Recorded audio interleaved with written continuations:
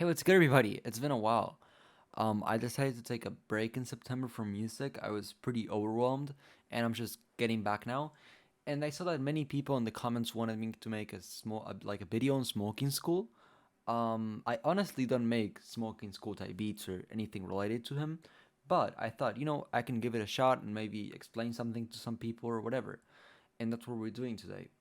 Smoking School has many like frequent collaborators like Bully Moon, Perc40, TDF, Jake Henson, and I'm gonna be covering specifically the sounds of Perc40 because I think even though there's like common factors in between the productions of all of these people, they're still different producers and artists. So yeah, maybe if you come in here expecting me to make like a TDF Smoking School type beat, you go out disappointed because it just doesn't sound similar. Well, I'm kind of covering the sound of Perc40. So let's just jump into the video. All the sounds I'm gonna be using are from my drum kits. I'm gonna be using sounds from the Experimental Soundkit Volume 2, which I dropped not long ago, by the way, and my toolkit number 1, which is like my best drum kit, I think. It's over 100 808s, 100 claps. Yeah, it's like a 3.5 gigabyte drum kit. Like literally everything you could need to get in producing, or if you need some new sounds and you're already producing, get them. So let me check. I'm recording. Yes, I am recording. Let's say I have really bad short-term memory. Like I leave the house and I forget whether I close the door or not. So let's begin. This is a really simple beat, actually. There's not much to unpack. But well, one of the things that you realize is that many of the beats Smoking School uses are loud. Like they're loud. So what do you mean with that? This. Like if I didn't have a limiter or a soft clipper, like my whole beat would be clipping. I like more how it sounds with this, so I'm just gonna keep my soft clipper, my limiter.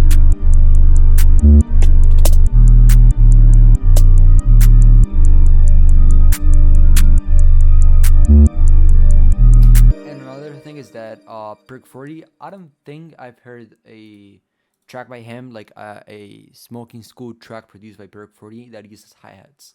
So me adding hi-hats is just me being petty is the word? I don't know. I just wanted to add something from my style and I added hi-hats.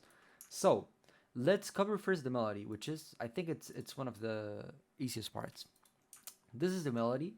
I'm gonna show it without any effects, and it would sound like this.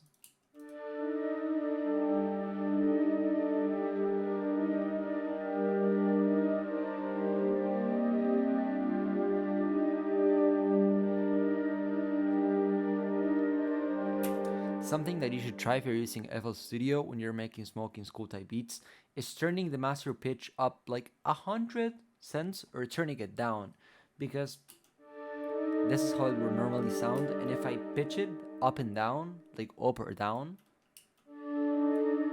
it sounds more like evil. I don't know how to explain it, but it sounds better.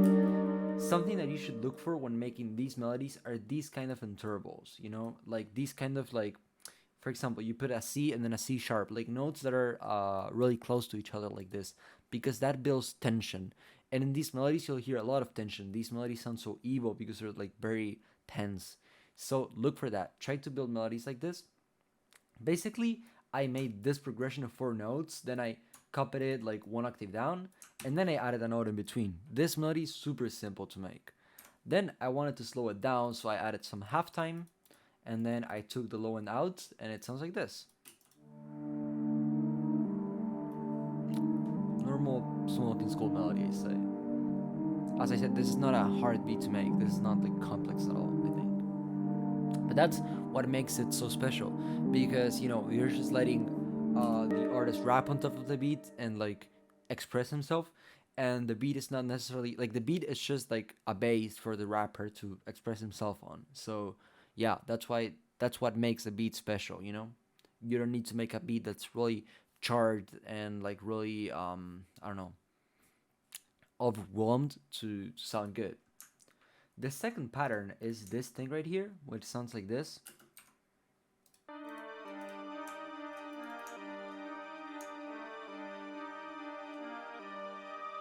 which copies the top notes of the melody, basically one octave down here, and then I turn it one octave up. And the mix is crystals, which this is a plugin by, I think it's Eventside, yeah, Eventside. And I used the default preset. I didn't even touch it. I just left it like that, and then I added some halftime again to slow it down. Took the low end out because it was too muddy, and it sounds like this.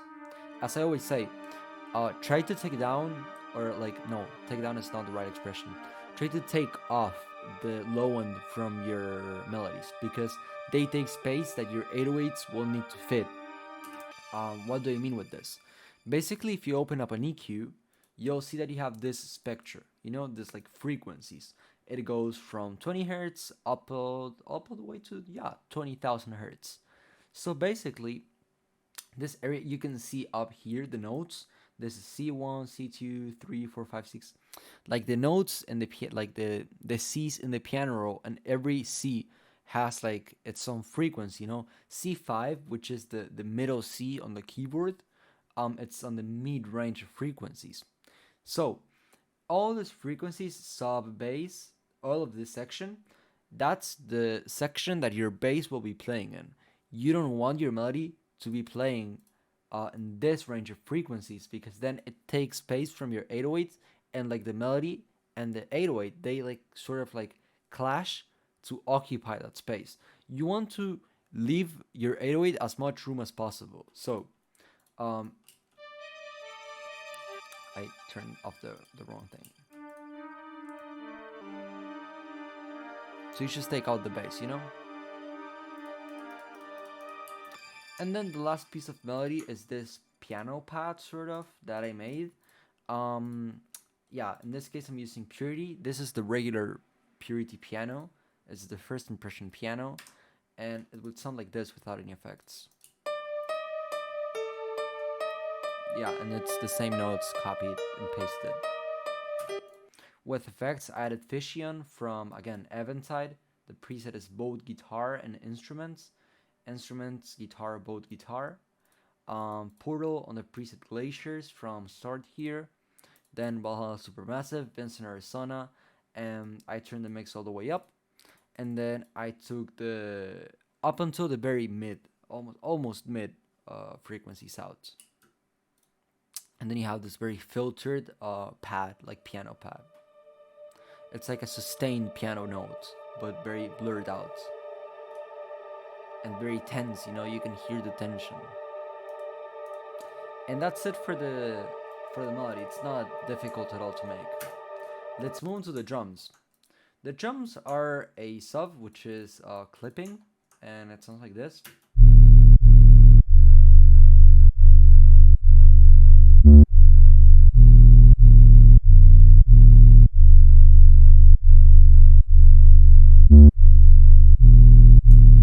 This note right here is used, so basically if you go into FL Studio, right click your 808 and press cut itself, it's something that you should do. Every note will, like this note, when this note starts, this note will stop playing and this one will start playing. So notes don't go over each other. This is something that you don't want on like a piano, for example. But on a bass, you don't want it, because what if you were playing a C and then the C kept playing and you have a D playing, for example, on a bass? That would sound awful. Something you can make use of is adding a note that's silent. Basically, it's a note that will not be playing. But if you give this note a velocity or a volume of 0, FL Studio will see, oh, there's a note here. Let's stop this note that's playing right here. Let's stop this note from playing and play this note, but that note doesn't have a volume. It still tells FL Studio, hey, stop playing the other note. And basically it will stop playing, but nothing will play instead. It's just like stopping this note. And that's useful if you have a break like this where you don't have an 808. So you do that and the 808 doesn't keep playing indefinitely, The clap is just a regular clap. I added sort of like a more distorted, like dirty sort of sample. Yeah, that's from my drum kit. It's the Experimental Sound Kit Volume 2. It's all brand new sounds, custom made. And yeah, it's a regular clap. There's not much to say about it. We have a few snare patterns, which sound a bit like this.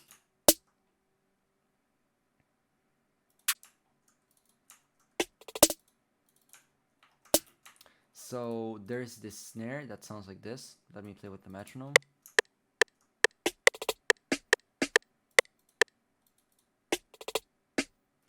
To make these rows, go into the magnet right here and press 1/3 step, and then you can do triplets like this.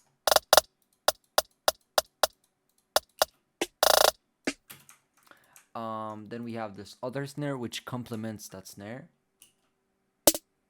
It plays like this, look. And that's it for the snares. They repeat every bar. The hi-hat is a simple 2 on the floor pattern. It sounds like this. I have this note playing when the hi-hat starts. Like this.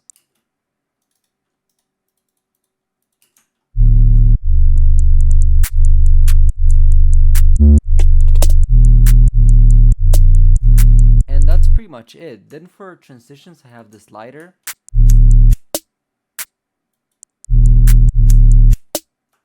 And at the start we have this, which is like the stove sound every plug producer uses.